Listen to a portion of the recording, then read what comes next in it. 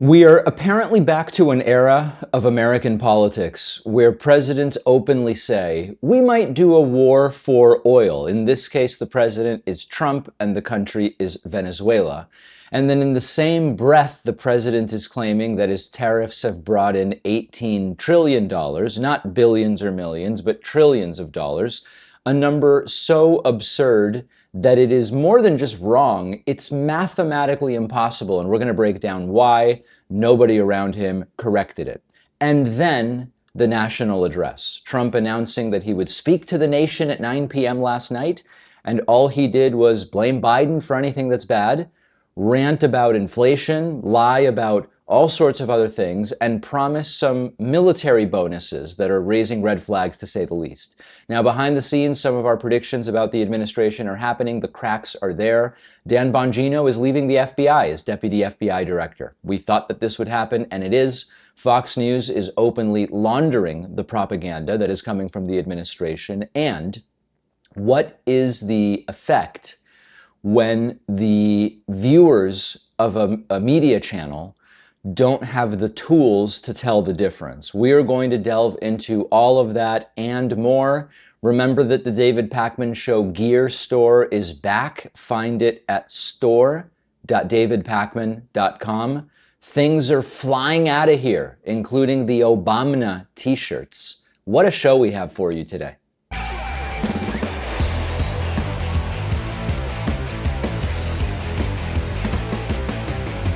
Well, the anti-war president and winner of the inaugural FIFA Peace Prize, or whatever they're calling it, says it might be time for the United States to go to war for oil. You might remember, of course, that Donald Trump said he is really the only person who would keep us out of new wars. You might remember that Donald Trump was, at least retroactively, very critical of George W. Bush's decision to go into Iraq in 2003. And you might remember all sorts of different ways, probably dozens, in which this becomes a complete and total contradiction of everything Donald Trump told us that he stood for. But regardless, Donald Trump, before getting on his plane just hours ago, telling us that when it comes to Venezuela, things were taken away from us, getting land, oil rights, everything we had, and that we want it back. The most direct, clear, and arguably bloodthirsty statement so far about what Trump is cooking up with regard to Venezuela. Let's take a look. Yeah, what was that? Getting land, oil rights, whatever we had, they took it away because we had a president that maybe wasn't watching. But they're not going to do that. We want it back. They took our oil rights. We had a lot of oil there. As you know, they threw our companies out, and we want it back. You know, in some sense, it's wild to see a president just come out and say he might like to wage a war for oil.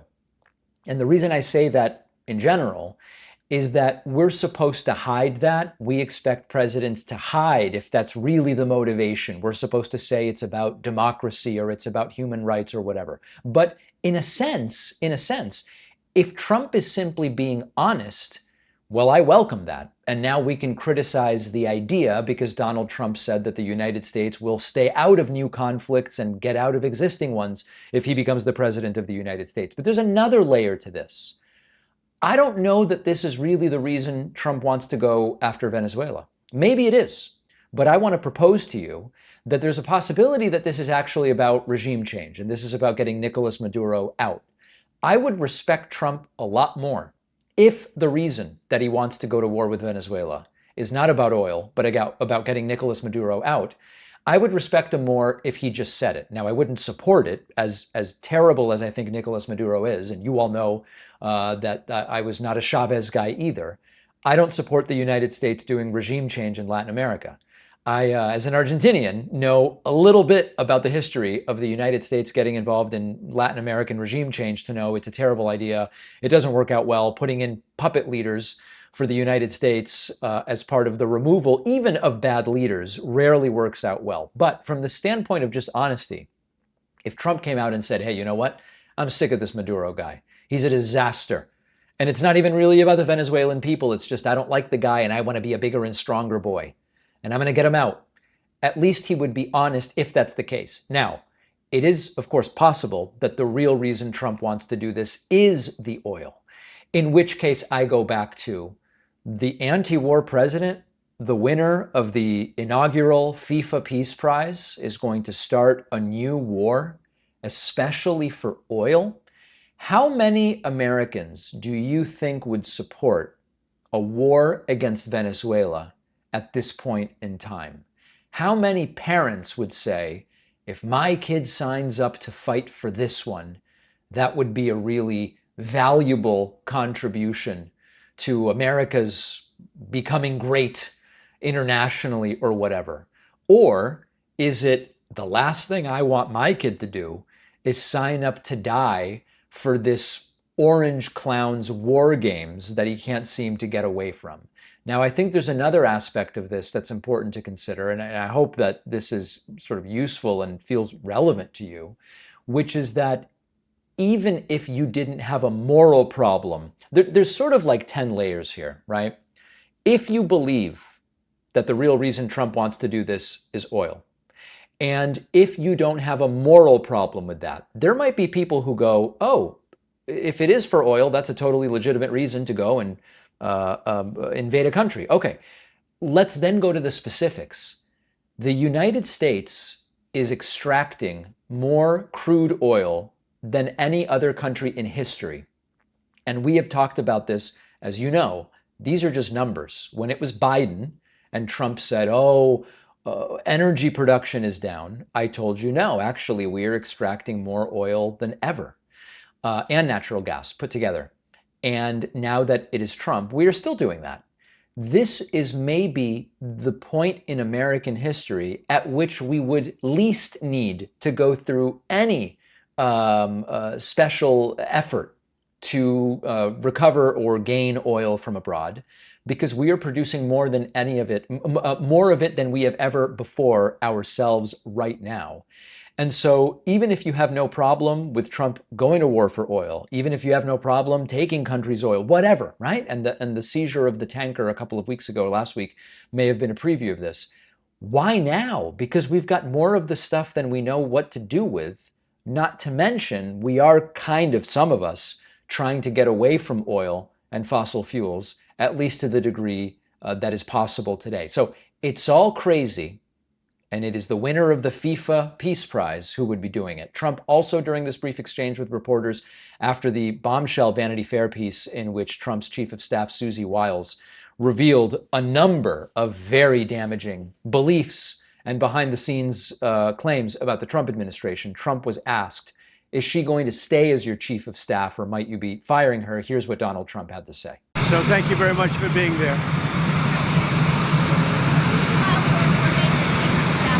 Yeah, she's doing a great job. All right, so as I told you over the last couple of days, this doesn't really mean anything in Trump world, but it is relevant. What I mean is Trump might be behind her today and firing her tomorrow. It's just, okay, it's a point in time. But it is relevant that Trump hasn't yet given the go-ahead for the full-blown character assassination of Susie Wiles, blame Susie Wiles. There's sort of two ways that when inconvenient media reports come out about the Trump administration handles it. The first one is you stand behind the individual in your administration, you attack the media. That's what they've been doing so far. We did a deep dive yesterday. There's lacking context for what Susie Wiles said, and they didn't publish the nice things anybody said and all of that stuff. That's one option. The other is, I hired him, but he became a loser. And he's now criticizing me like a dog and all of this sort of stuff. We are not there yet with Susie Wiles. We may be, but we just aren't there yet. I want to ask you a question, and I want you to take a beat and reflect before you answer it. When the administration of Donald Trump and Trump himself say, we brought in $10 trillion, $15 trillion, $18 trillion from overseas, or from tariffs, when he says either of those, do you believe Trump genuinely believes that, as ridiculous as it is? Or do you think Trump knows he's lying, and the people in his administration know it's a lie, but they say it because they think their followers will believe it?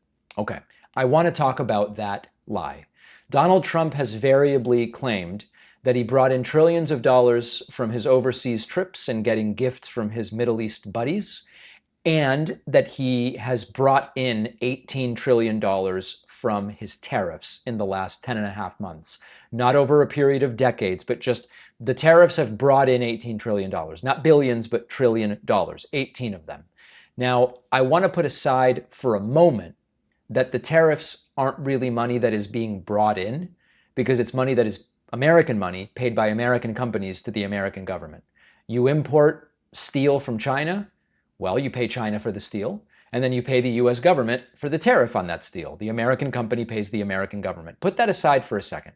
Let's just talk about the scale. And this might be useful also because it's good to conceptualize the size of the American economy. The American economy is about $27 trillion.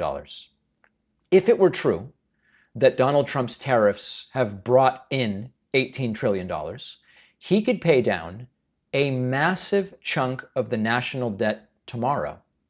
And in fact, it would be a heroic thing. Remember that before Donald Trump's first term, he told us he's going to pay off the national debt within one term. In fact, he blew up the deficit and grew the debt faster, much faster, than President Obama had. So either Donald Trump really has brought in $18 trillion and he's about to solve America's debt crisis, or this is nonsense and there is no one around Trump willing to challenge him on it, or Trump knows he's lying, and he's lying because he thinks the people he's lying to are going to fall for it. Now let's again look at the math. The federal government doesn't even collect $18 trillion from all taxes combined, okay? Tariffs have, quote, brought in, and again, the money was already here. It's paid by American companies. Tariffs have represented $236 billion this calendar year based on Treasury data. Not 18 trillion, not 8 trillion, not 1 trillion, $236 billion. Over a decade, that would be expected to raise about $2.3 trillion for the federal government. But remember, paid by American companies. It's nowhere close to $18 trillion. To raise $18 trillion in a single year through tariffs, imports would all need to be taxed around 600%. Now, if you did that, it would be economic disaster. Imports would collapse, trade would stop, tariff revenue would basically go to zero because there would be no trade to put tariffs on. So the claim isn't just wrong, it is a mathematically and politically impossible claim. This gets us to the question I started with. Does Trump know this is a lie, or does he actually believe it? Or is this something darker, which is a test of loyalty? These are common in cults, and these are common in authoritarian regimes. Everyone is expected to nod along to something they know isn't true. We talked about this in the aftermath of the 2020 election. We talked about it in the context of, do Republican voters really believe that the election was stolen by Joe Biden and that Trump was the rightful winner? Or are they saying it to signal that they are part of the in-group, part of the cult? Really common in cults and authoritarian regimes. Leader says something absurd, you show loyalty by repeating it uncritically. Not because it makes sense to you, because if you contradict it, you are saying that you are disloyal. So when Trump says we took in, he's quietly mixing tax revenue with private investment promises, money that doesn't go to the government, money that doesn't reduce the deficit, money that doesn't even materialize. It's like claiming you got rich because someone said they were going to invest money in you or in your business at some point in the future. That's what Trump is basically doing here. And even the White House's own tracker, their most generous spin, puts the number at 9.6 trillion. So even when Trump says 18, it's a number that is inflated, speculative, and not even the White House's own number. So again, I want to hear from you. Is Trump lying, deeply confused, assuming his followers won't know the difference? Or worse, he knows they'll repeat it either way because they know loyalty is the currency that matters most right now. This matters specifically because tariffs are real taxes that raise prices and hurt people, justified with fantasy numbers. And if Trump really had 18 trillion bucks lying around, our debt would be shrinking quickly. It's not, and that tells you just about everything you need to know. The David Pakman Show gear store is up and running. davidpakman.com/gear. Get your hoodies, t-shirts, Coffee cups, hats, all sorts of stuff. We're adding new items every day. davidpakman.com/gear. One of my close friends has a cat that I actually really like. I take a lot of heat for not being a cat guy, but this particular cat I really like. But this cat is a very picky cat when it comes to mealtime. I will admit, turns up her nose to a lot of the store-bought stuff. Then my friend tried our sponsor, Smalls, and the problem was gone. They even did a little test, old food in one bowl, Smalls in the other. The cat went right for the Smalls, no hesitation, no delay. The first time that she saw her cat get excited about mealtime in a long time, which this cat is picky, folks. This cat is picky. This is because Smalls is real food for cats. It's protein-packed recipes, real ingredients you would actually recognize from your own fridge. No preservatives, no artificial fillers, nothing mysterious, just fresh premium meals for cats delivered right to your door on whatever schedule makes sense for you. That is why Cats.com has named Smalls the best overall cat food. Forbes happens to agree. Give your cat the food they deserve. For a limited time, get 60% off your first order, plus free shipping when you go to smalls.com/Pakman. The link is in the description. Donald Trump in the White House announced that he would give a major national address at 9 p.m. Eastern last night, the sort of thing where you might hear about some major change in American foreign policy, or the president would announce that the country is going to be taking some different direction in some significant way. Whatever Donald Trump was hoping to accomplish with this national address, he failed to do it, unless he was trying to make the country think that he's unhinged and clueless, in which case I would rate it an A+++++++. You know, sometimes I watch a Trump speech and I wonder, is Trump suffering from dementia? Sometimes I watch and I wonder, is Trump on drugs? Sometimes I watch and I wonder, is Trump kind of dumb? This speech doesn't clear up any of these questions. Let me put it that way. It doesn't tell us whether those are or are not the explanations. And I'm sort of left wondering, whose idea was this speech? Did Trump come up with this idea on his own? Did someone sabotage Donald Trump? Because this was an absolute disaster, a sort of unforced error of brutal proportions, which both made Trump seem like he has no restraint or control over his emotions and thoughts whatsoever, which he doesn't. And it also served as a reminder, even to people who like Trump, that he hasn't actually accomplished any of the things that he said he would. By talking about how this is Biden's fault or this other person screwed me, he's only shining a light on the fact that he is failing to do the things that he promised to do. So let's set the stage. Trump opens the speech by saying that he inherited a mess from Joe Biden. Good evening, America. 11 months ago, I inherited a mess, and I'm fixing it. When I took office, inflation was the worst in 48 years, and some would say in the history of our country. Now, we are going to get into the specifics. I know you've already heard a claim in there that isn't true about inflation. We're going to deal in more detail with the economic stuff separately, so I don't want to jump the gun on that, but I'm just giving you a flavor for the vibe of this speech. Trump, maybe the most disgusting moment was Trump delivering a Nazi-style xenophobic rant while clearly agitated. And remember that as we try to figure out in the complex of symptoms that Donald Trump is exhibiting, agitation plays a role in many of them. As folks get older and they seem agitated at times for no particular reason, that does inform where you might start thinking with regard to a diagnosis. Okay, this is not, we're looking at this more politically than medically, but still relevant. Here is Trump's xenophobic rant. Driving up housing costs was the colossal border invasion. We have never been invaded. This is the worst thing that, frankly, in my opinion, the worst thing that the Biden administration did to our country is the invasion at the border. The last administration and their allies in Congress brought in millions and millions of migrants and gave them taxpayer-funded housing while your rent and housing costs skyrocketed. Over 60% of growth in the rental market came from foreign migrants. At the same time, illegal aliens stole American jobs and flooded emergency rooms, getting free health care and education paid for by you, the American taxpayer. They also increased the cost of law enforcement by numbers so high that they are not even to be mentioned. For the first time in 50 years, we are now seeing reverse migration as migrants go back home, leaving more housing and more jobs for Americans. In the year before my election, all net creation of jobs was going to foreign migrants.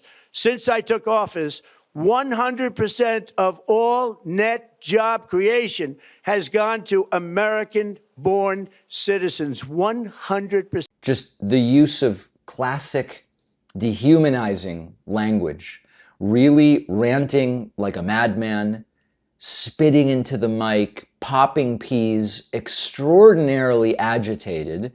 And the agitation, you don't have to look at that and go, oh, it's agitation associated with dementia. It's agitation associated with Alzheimer's.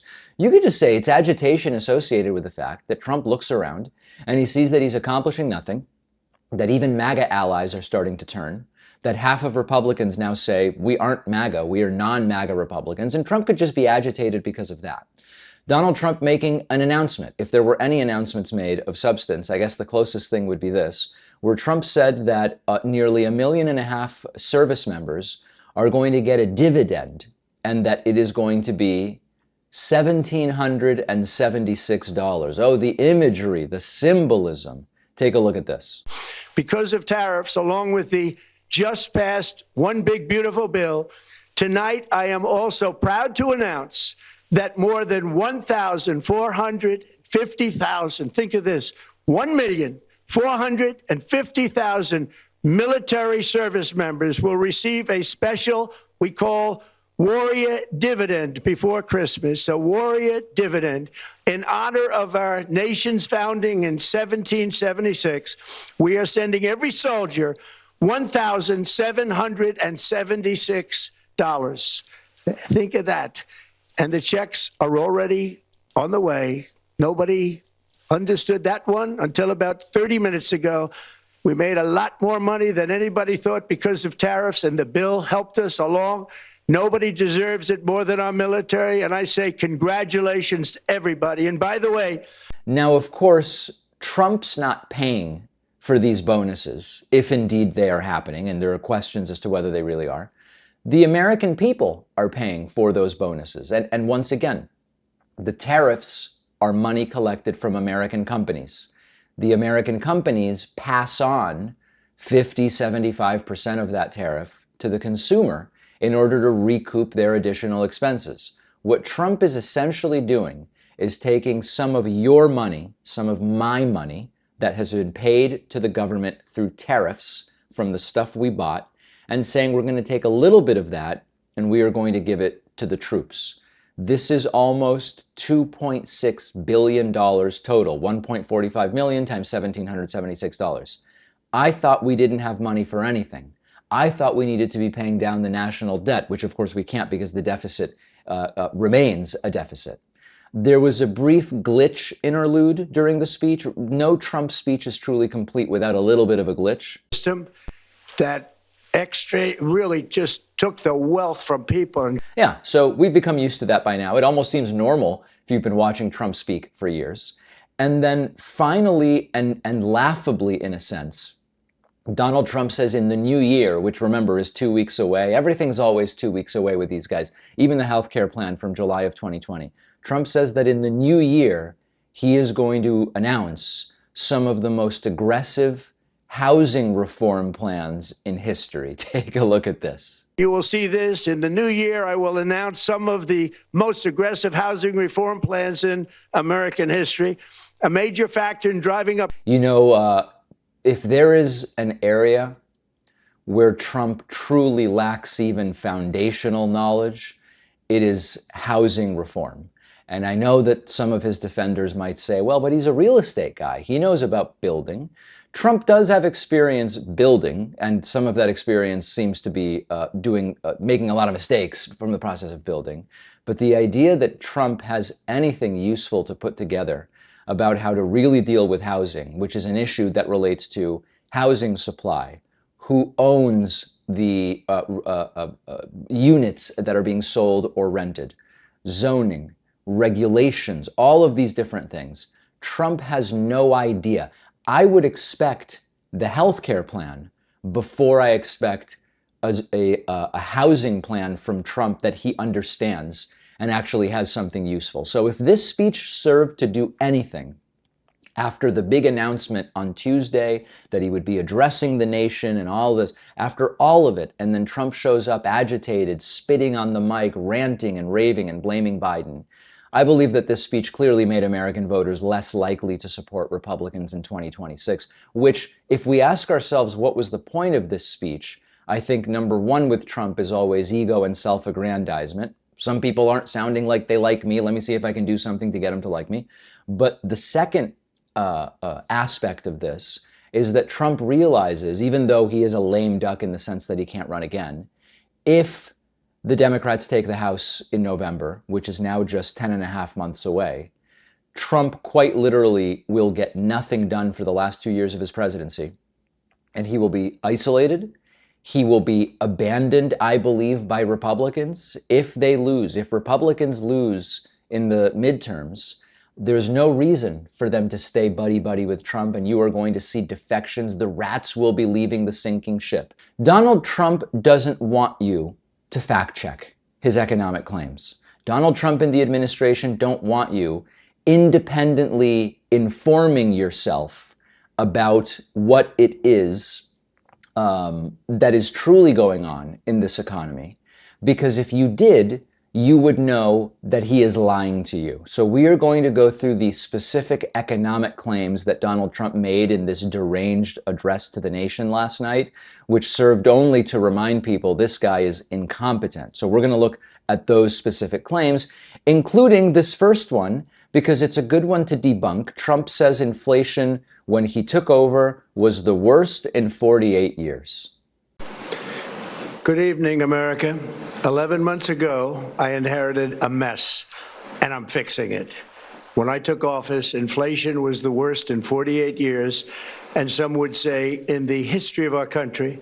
Inflation has essentially been bouncing between 2.5% and 3% since June of 2023. Most of that time, Joe Biden was the president of the United States. More recently, it's been Trump. But Trump has not brought prices down. He has not reduced inflation. He hasn't done any of it. And speaking of prices, when Donald Trump's lies on inflation don't work, he goes to prices specifically. Take a look. Bringing those high prices down and bringing them down very fast. Let's look at the... Now, we all understand that if inflation is greater than 0, prices are going up. If inflation's 1%, prices are going up, but not that fast. If inflation's 3%, prices are going up a little bit faster. If inflation's 5%, prices are going up faster. We have always, through this period of time during which Trump has said he is bringing prices down, had inflation, meaning prices are actually going up.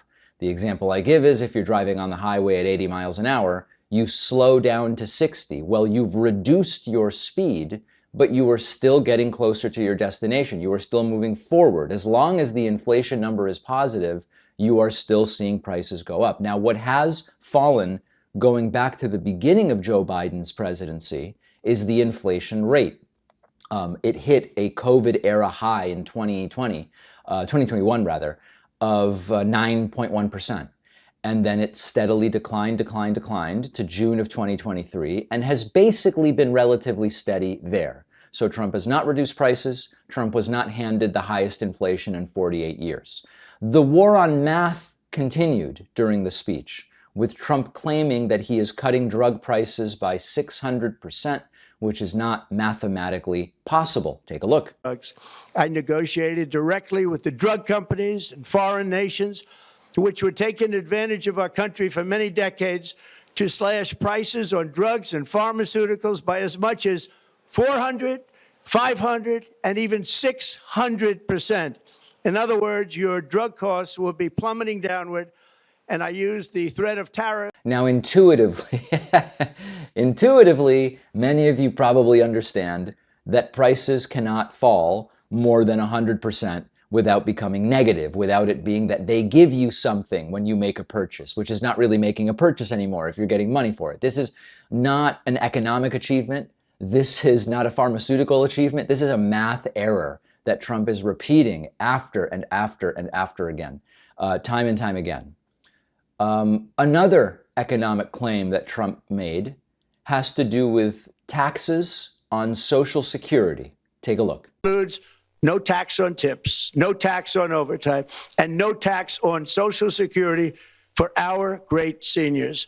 So that is not in the bill. Trump keeps repeating, we've done no tax on Social Security for anybody. Of course, the people receiving Social Security are disproportionately seniors. That is not, there is simply no provision in the bill that Republicans passed that eliminates Social Security taxes. It's a talking point. It is not policy. Now, just because I'm interested in being more full in my explanations, it is already true that Social Security benefits are taxed based on your income level. And there are lots of people who might pay very little income tax on Social Security benefits because of their tax bracket. But that has nothing to do with Trump. It has nothing to do with 2025 legislation. It has nothing to do with no tax on Social Security that Donald Trump claims is in the bill, but really is not. And then finally, and this is maybe the most hyperbolic and pathetic, and it is both, what's interesting about this one is it's both maybe more plausible because it's a little bit hazier in terms of what it means, but also impossible when you understand the numbers. Donald Trump talking about the trillions in investment he has secured. I've secured a record-breaking $18 trillion of investment into the United States, which means jobs, wage increases, growth, factory openings, and far greater national security. Much of this success has been accomplished by tariffs, my favorite word, tariffs, which... Now, I've already explained this to you. When Trump goes to the Middle East, this is one of Trump's favorite ruses. When Trump goes to the Middle East like he did a few months ago, and some dignitary from Qatar or wherever says, they say, we might be interested in a $1 trillion investment. What they're saying is, over the next 2, 5, 10 years, if you bring us relevant and interesting investment opportunities, we would be potentially willing to put this amount of money into these projects over a period of time.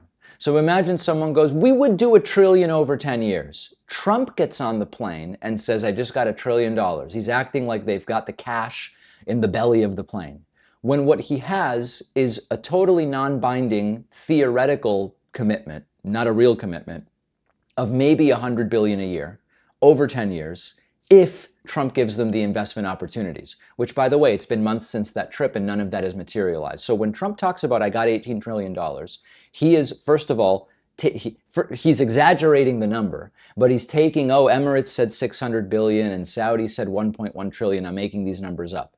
And even though they said theoretical, over 10 years, maybe, Trump goes, they just gave me 18 trillion bucks. I don't know that at this point anyone is falling for that one, except then I watched some of the cable news shows, and it seems that many of the panelists indeed have fallen for it. So now you know the truth of economic lie after lie after lie. Are these useful? Are these explainers useful? Let me know. A lot of people hit this point in December and realize I still need to find a thoughtful, genuine gift for someone on my list. And quickly, if that is you, Aura Frames can really help you out. Our sponsor, Aura, makes premium digital frames that beautifully display photos and videos. I've been using one myself for years. I've given Aura frames to my mom. I've given them to my dad. So many people. I preloaded them with baby photos and they love it because they turn it on the first time and the pictures are there. Aura makes it really easy, not only with the preloading of photos, but you can keep adding them throughout the year with the app. There is plenty of time to get an Aura frame shipped before Christmas, and you'll get $35 off their best-selling Carver mat frames when you go to auraframes.com and use the code Pakman at checkout. The link is in the description. All right. Well, as I previewed to you earlier this week, Trump's FBI is falling apart. The firings, the layoffs, the resignations, whatever you want to call them, are starting. And we have now learned that Deputy FBI Director Dan Bongino is leaving the FBI. Now, it was announced on the platform formerly known as Twitter. It's now called X. We used to call them tweets. Now we call them excretions. And in a particularly unhinged excretion, Dan Bongino announcing his resignation, posting, quote, "I will be leaving my position with the FBI in January. I want to thank President Trump, AG Bondi, and Director Patel for the opportunity to serve with purpose. Most importantly, I want to thank you, my fellow Americans, for the privilege to serve you. God bless America and all those who defend her." Now, there are a couple of possibilities here. Number one, this is a sort of firing. He was told it's time to resign, pushed out by Trump or others for continued incompetence. And indeed, there is plenty of incompetence to go around at the FBI. Don't you think that Kash Patel is going to be able to hog it all for himself? Bongino definitely gets his fair share of the incompetence. Now, possibility number two is that Bongino sees the writing on the wall and he is getting out as the dumpster fire is not yet a dumpster inferno. Now, of course, all of us who watched with great interest and horror, as Donald Trump selected his team for the second term, a low-rent conspiracy podcaster like Dan Bongino is not likely to work out as your deputy FBI director. I think a conspiracy theorist cuckoo guy like Kash Patel is also unlikely to work out as your FBI director. That remains to be seen.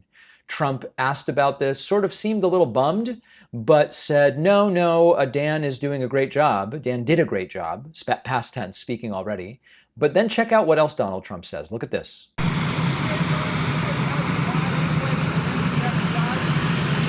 Oh, Dan did a great job. I think he wants to go back to his show. Yeah, I do.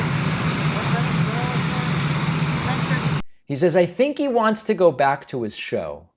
Trump mentions, on the one hand, Trump is so full of himself that he operates under the paradigm or framework that working for him is the most prestigious and honorable thing anybody could do. Anybody would be thrilled and just overcome with joy and passion for anything Trump sets them up to do, because there's nothing better than working for Trump.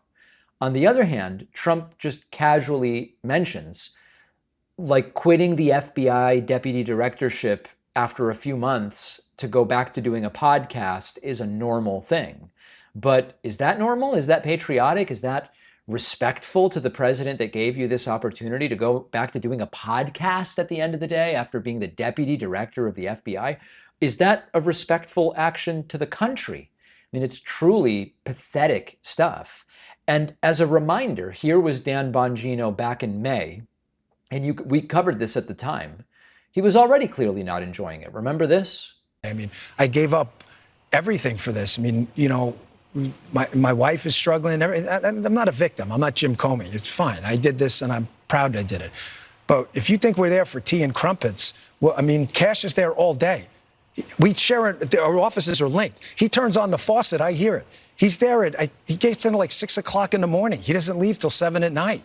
I'm in there at 7:30 in the morning. He uses the gym. I work out in my apartment. But I stare at these four walls all day in D.C., by myself, divorced from my wife. Not divorced, but I mean separated, divorced. And it's hard. I mean, we love each other, and it's hard to be apart. But you're doing some great work. You're straightening out the FBI. You're moving buildings. There's a lot of change. I got one more thing.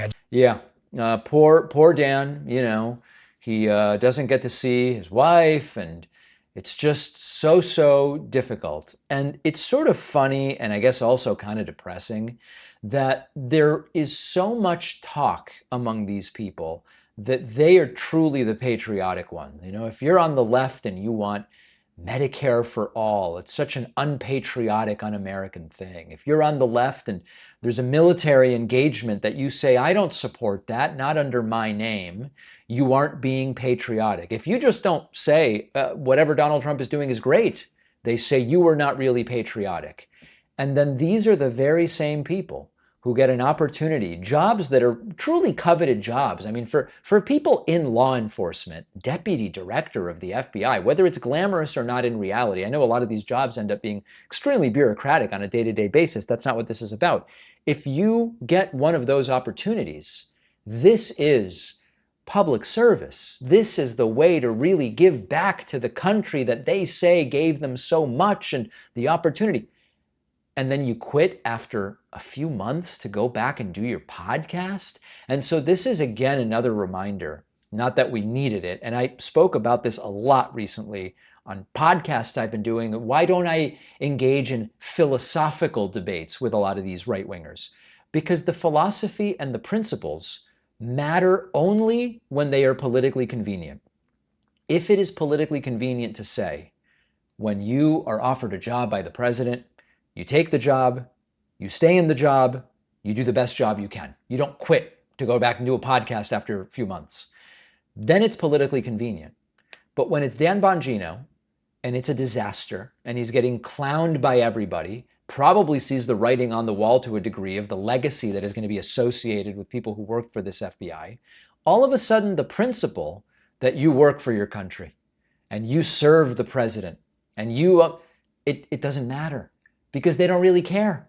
And we've seen this happen with endless principles. Oh, we're against intervention by the government in private businesses. Well, yeah, until you're not, and until you want to tell CBS what to do, and you want to tell Twitter what to do, and you want to tell Facebook what to do, and you want to tell CNN what to do.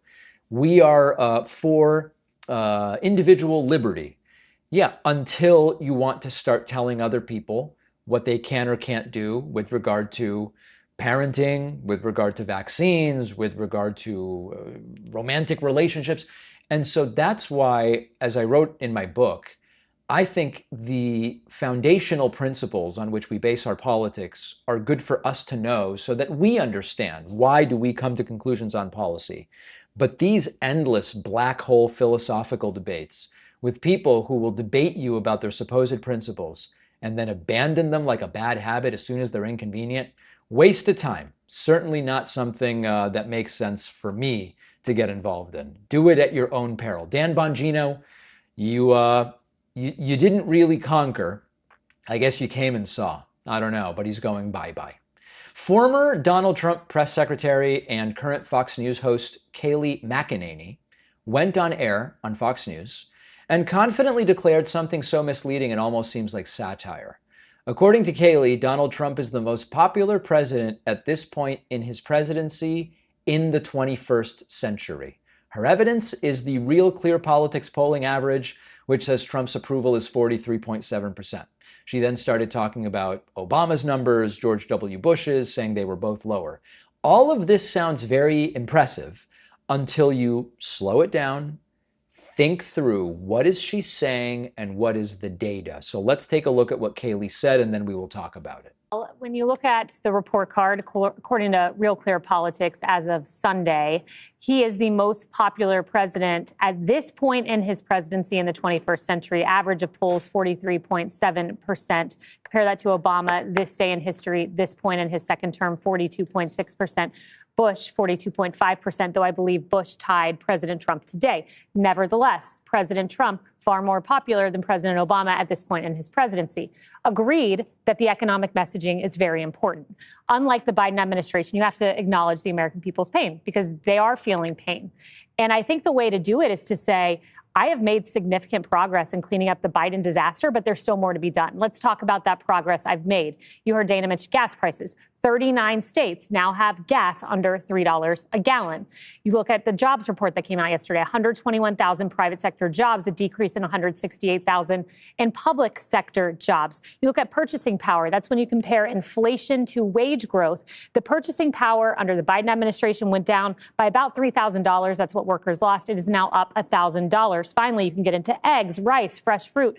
Those have all come down. And then he needs to say, looking forward, here is what we are focusing on. The Trump accounts, that's one.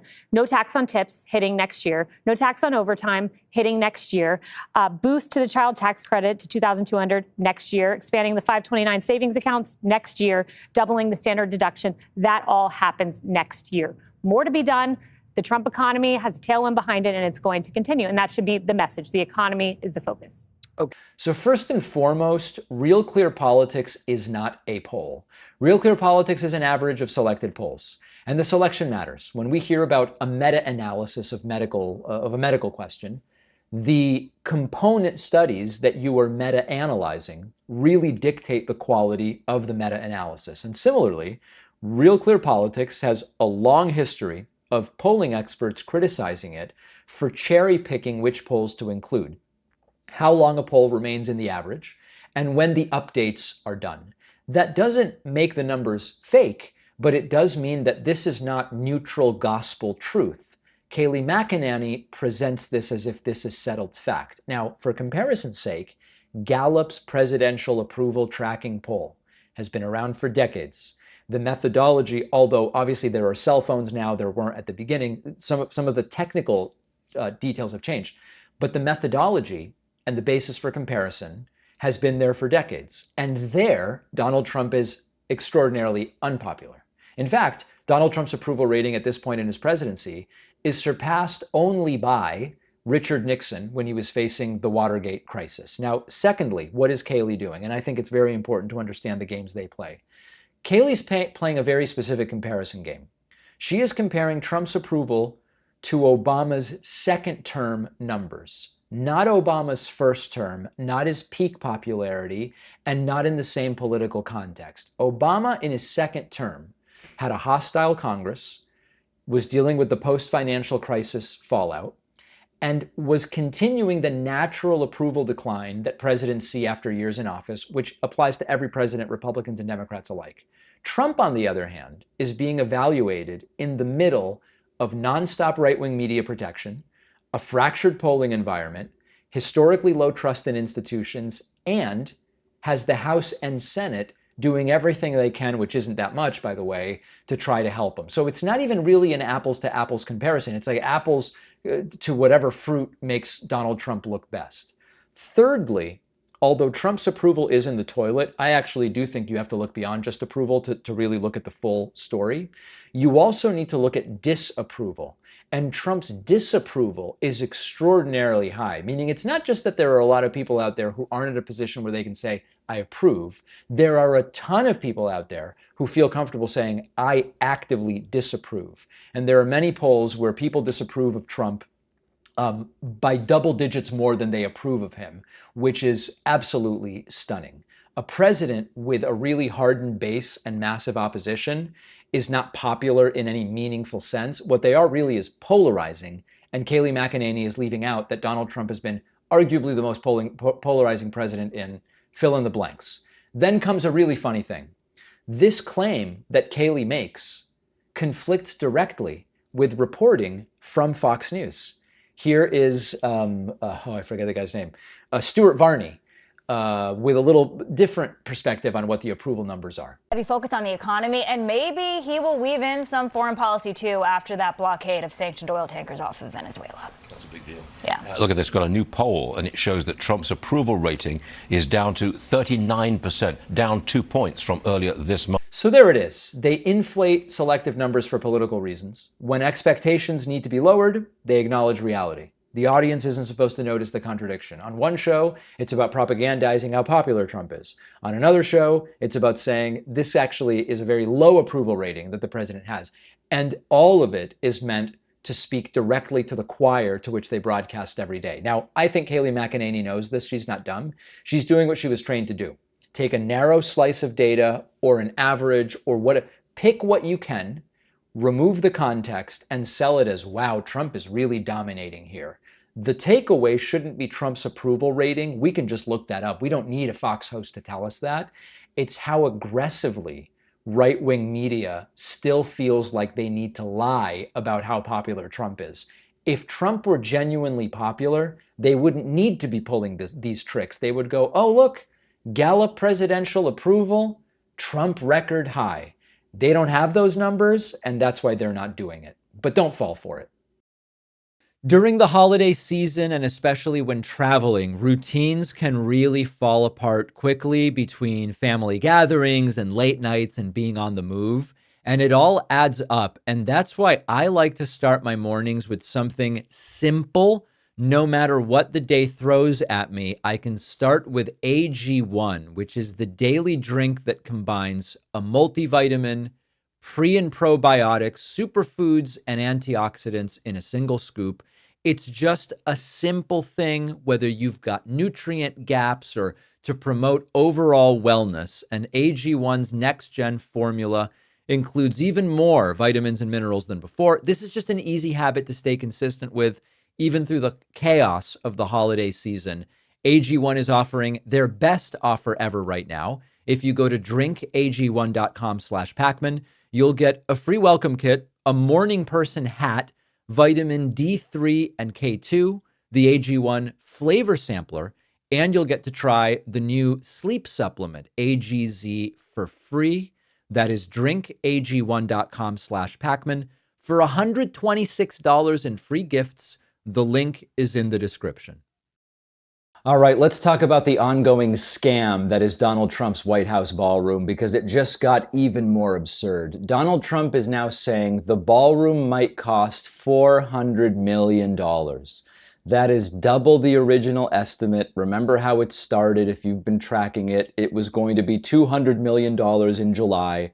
Then it was $250 million.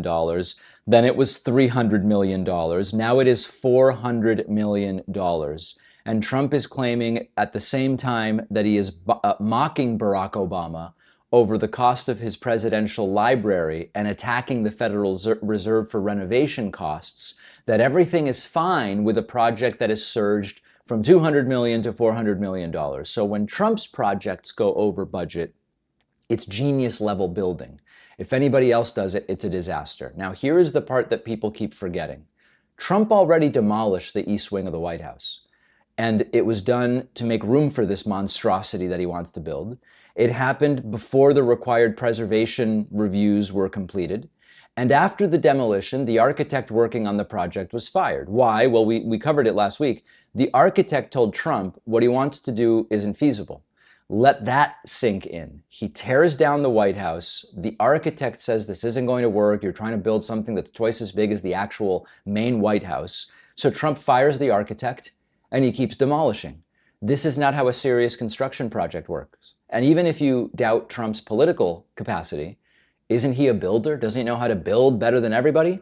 And yet, he's not even doing this right. So now there is an active lawsuit from the National Trust for Historic Preservation. They say Trump violated the law because he started demolition and construction without proper approval. Although hilariously, there really isn't much construction going on. It's just demolition. A federal judge hasn't stopped the project yet, but even the judge warned that the government should limit construction to underground work. Do not lock in a final design while this case is ongoing. In other words, slow down because you're pushing too far. Trump's response, we didn't want to get held up and delayed. Of course, losing your architect and having no construction plan is going to delay you. When you are playing real estate developer with the White House, the law seems to be a mere inconvenience for Donald Trump. Now, I want to talk about the funding as well, because this is where another aspect of the scam is really building. Trump keeps saying the ballroom is being paid for by donations from his friends. Okay, what are they getting in return? People don't donate on the order of $400 million out of the goodness of their hearts. And why is a sitting president fundraising hundreds of millions of dollars to redesign a historic public building in his personal image of the gaudy ballrooms that he has at Mar-a-Lago? This isn't Trump Tower. This isn't Mar-a-Lago. It's the White House. And the most revealing part of all of it is Trump's explanation for why we are now up to $400 million. He said he might end up doing it for less, but he's now saying it's going to be $400 million just in case, because he predicts if he goes over by $3, the press is going to criticize him. Now, of course, the criticism is for the entire project. It's not really about $3.